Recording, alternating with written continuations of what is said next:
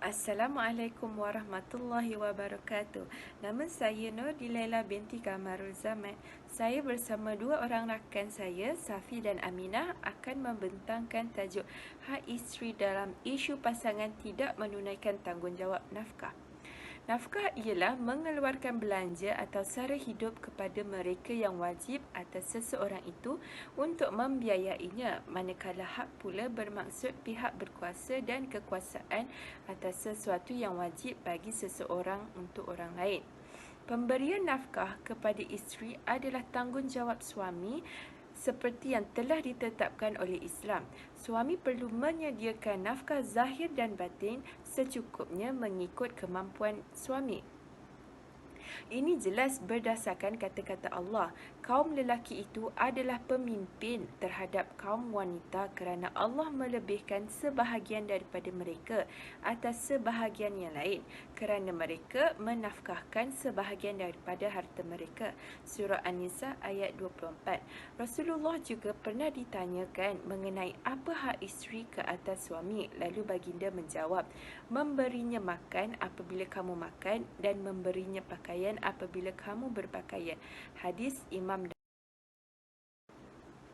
Hukum memberi nafkah kepada isteri adalah wajib ke atas suami. Ini dapat dilihat dalam dalil firman Allah yang bermaksud dan menjadi kewajipan ke atas seorang bapa itu untuk menyediakan rezeki untuk mereka, ibu-ibu dan juga pakaian mereka dengan cara makruf. Surah Al-Baqarah ayat 223. Seterusnya, bagi kadar nafkah pula, nafkah diberikan secara patut di mana cukuplah sekadar mencukupi dan sesuai dengan kemampuan suami. Peraturan berkaitan kadar nafkah ini harus dipenuhi oleh seorang suami atau ayah, baik dalam Al-Quran maupun dalam Al-Hadis. Tidak pernah disebutkan secara tegas mengenai kadar atau jumlah nafkah yang wajib diberikan. Begitu juga kepada anak-anak. Al-Quran dan Al-Hadis hanya memberikan gambaran umum saja, seperti firman Allah dalam surah At-Talaq, hendaklah orang yang mampu memberi nafkah menurut kemampuannya, dan sesiapa yang disempitkan rezeki, maka hendaklah ia memberi nafkah dari apa yang diberikan Allah kepadanya, sekadar yang mampu. Allah tidak memberati seseorang melainkan sekadar kemampuan yang diberikan Allah kepadanya. Orang-orang yang sempit dalam kesempitan hendaklah ingat bahawa Allah akan memberikan kesenangan sesudah berlakunya kesusahan. Ayat tersebut memberi maksud bahawa nafkah itu diberikan secara patut dan ianya sekadar mencukupi dan sesuai dengan gaji suami. Hal ini agar tidak memberatkan suami apalagi memudaratkannya. Para ulama juga telah bersepakat mengenai masalah wajibnya nafkah, akan tetapi mengenai kadar atau besarnya nafkah yang harus dikeluarkan, para ulama masih berselisih faham. Abu Hanifah, Malik dan Ahmad berpendapat nafkah isteri itu diukur dan dikadarkan dengan keadaan, manakala menurut Imam Asy-Syafi'i pula nafkah isteri diukur dengan ukuran syarak dan yang dilihat dengan kemampuan keadaan suami. Jadi, para fuqaha membatasi kadar nafkah yang wajib diberikan oleh suami kepada isteri dan anaknya demi kebahagiaan bersama, supaya masing-masing suami isteri mengetahui hak dan kewajipan tentang nafkah tersebut.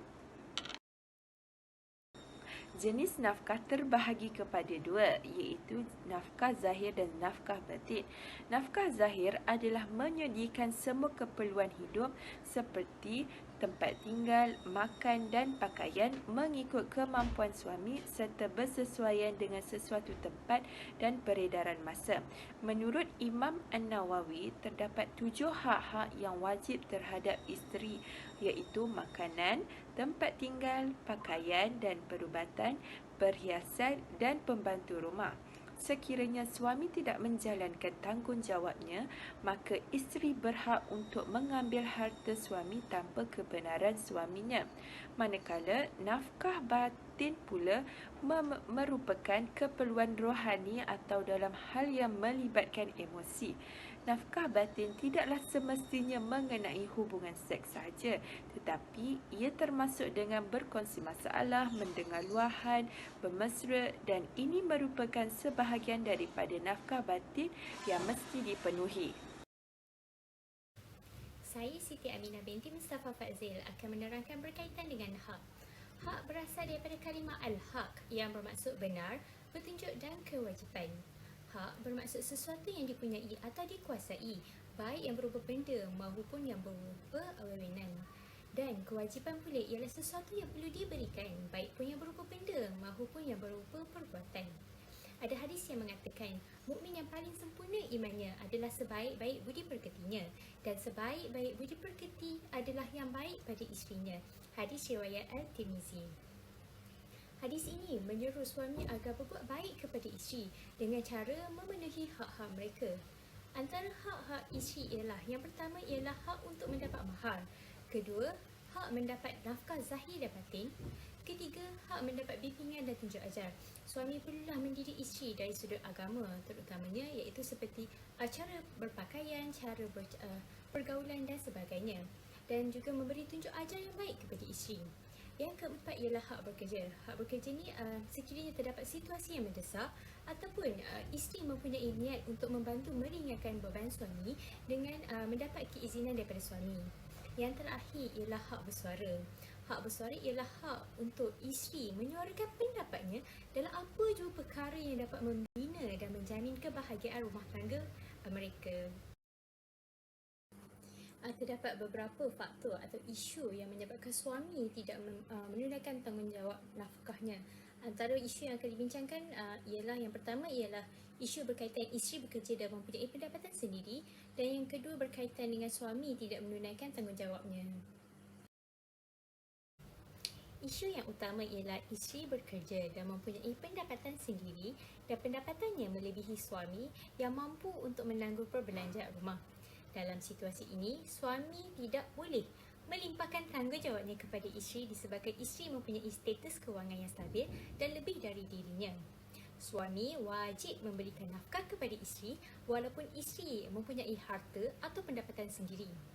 Dalam situasi ini, suami hendaklah memberi nafkah mengikut kemampuannya berdasarkan firman Allah dalam surah At-Talaq ayat 7 yang bermaksud, hendaklah orang yang mampu memberi nafkah menurut kemampuannya, dan sesiapa yang disempitkan rezekinya, maka hendaklah ia memberi nafkah dari apa yang diberikan Allah kepadanya sekadar yang mampu.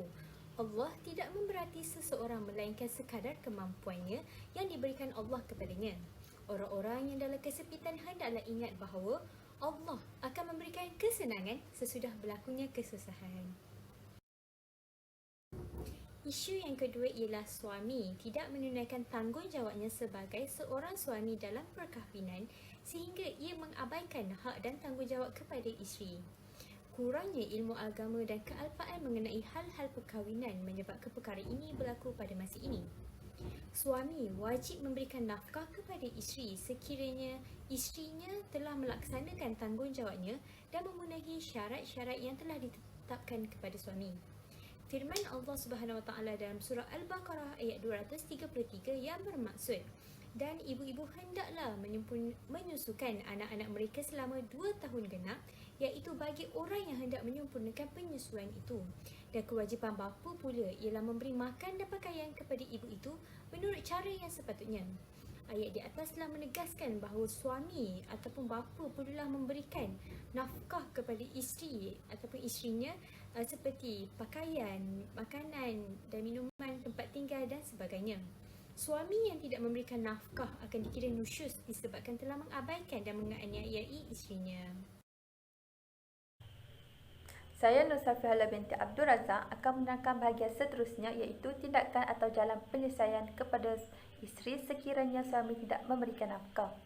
Yang pertama adalah dengan menasihati suami, iaitu dengan memberikan peringatan atau memberikan nasihat mengenai tanggungjawab suami sepanjang tempoh perkahwinan, terutama sekali mengenai pemberian nafkah. Dan sekiranya keadaan masih lagi belum berubah dan suami masih belum memberikan nafkah walaupun telah dinasihat berulang-ulang kali, maka tindakan seterusnya adalah dengan meminta bantuan pihak ketiga, iaitu wakil daripada kedua-dua pihak untuk menyelesaikan permasalahan tersebut. Seperti dalam firman Allah SWT dalam surah An-Nisa ayat 35 yang bermaksud, dan jika kamu bimbangkan perpecahan di antara mereka berdua, iaitu suami isteri, maka nantilah orang tengah untuk mendamaikan mereka, iaitu seorang dari keluarga lelaki dan seorang lagi daripada keluarga perempuan. Jika kedua orang tengah itu dengan ikhlas bertujuan hendak mendamaikan, nescaya Allah akan menjadikan kedua suami isteri itu berpakat baik. Sesungguhnya Allah sentiasa mengetahui lagi amat mendalam pengetahuannya. Okey, dalam ayat ini kita dapat lihat betapa pentingnya orang tengah dalam menyelesaikan masalah terutama sekali dalam perkahwinan. Sekiranya dengan memberi nasihat ataupun minta bantuan daripada pihak ketiga juga tidak dapat menyelesaikan masalah, malah mengeruhkan lagi keadaan, maka isteri berhak untuk menuntut fasakh di mahkamah. Pertama sekali, saya akan menerangkan apa itu fasakh. Fasakh dari segi bahasa adalah batal, manakala dari segi istilah merupakan pembatalan atau pembubaran perkahwinan disebabkan syarat-syarat tidak dipenuhi semasa akad nikah berlangsung. Okey, dan apa hukum fasakh? Fasakh hukumnya harus disebabkan untuk menjaga kemaslahatan kedua-dua pihak, dan antara alasan ataupun antara sebab yang boleh digunakan ataupun untuk perceraian secara fasakh adalah seperti yang berikut. Yang pertama, disebabkan oleh suami yang telah menghilangkan diri tanpa diketahui di mana berada selama tempoh lebih setahun, dan suami yang kedua adalah suami tidak memberikan nafkah selama tempoh 3 bulan. Dan yang ketiga adalah suami yang dihukum penjara selama tempoh 3 tahun ataupun lebih. Dan seterusnya ialah suami yang tidak menunaikan nafkah batin tanpa sebab selama 1 tahun. Dan yang seterusnya adalah suami yang menganiaya isteri seperti memukul, menyakiti isteri ataupun menghalang isteri daripada menjalankan kewajipan ataupun tuntutan agamanya. Okey, bahagian seterusnya adalah hikmah dalam bentuk fasakh, terutama sekali kepada isteri, iaitu memberi peluang kepada isteri membuat tuntutan pembatalan perkahwinan. Dan yang kedua adalah untuk mengelakkan kemudaratan yang ditanggung isteri jika ikatan diteruskan, seperti kemudaratan kepada kesihatan ataupun mental isteri itu sendiri.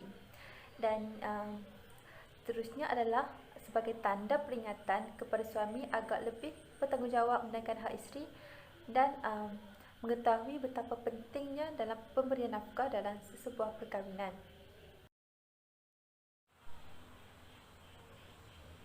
Kesimpulannya, setiap permasalahan rumah tangga adalah hendaklah dirujuk kepada pihak yang berautoriti supaya dapat membantu menyelesaikan permasalahan seperti pemberian nafkah di mahkamah syariah, dan hal ini bertujuan untuk mengadakan perbincangan damai serta menyelesaikan perselisihan faham dalam rumah tangga, khususnya berkaitan pemberian nafkah kepada isteri.